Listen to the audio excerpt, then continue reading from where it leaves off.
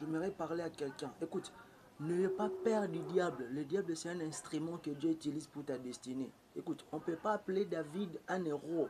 Si David ne pouvait pas battre le Philistin, tu ne seras pas héros si tu n'as pas une histoire. Laisse les gens te critiquer, t'insulter, te dénigrer. Parce que derrière chaque une grande histoire se cache un grand héros.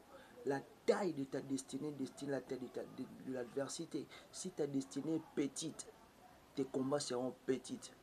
J'aimerais dire à quelqu'un, n'ayez pas peur du diable. Le diable, c'est un instrument pour ton élévation. Écoute, si on avait chanté pour David, c'est parce que David avait tué les Philistins. On ne peut pas chanter pour toi si tu n'as pas tué les Philistins. Ah, j'aime ce que notre père dit souvent, il dit chassons les vautours, chassons les vautours.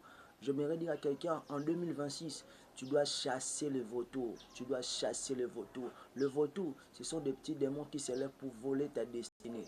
Alors, j'aimerais te dire ce matin que tu chasses le vautour. Si tu veux avoir ou atteindre ta destinée, tu dois accepter l'adversité parce que l'adversité va te pousser à être le meilleur, à donner le meilleur de toi. Sois fort, ne pleure pas. David n'avait pas pleuré devant Eliab parce que son père lui avait dit, va et apporte-moi de nouvelles cires. Et devant Goliath, David, pendant que tout le monde voyait Goliath comme étant un obstacle, mais David, lui, voyait Goliath un incirconcis.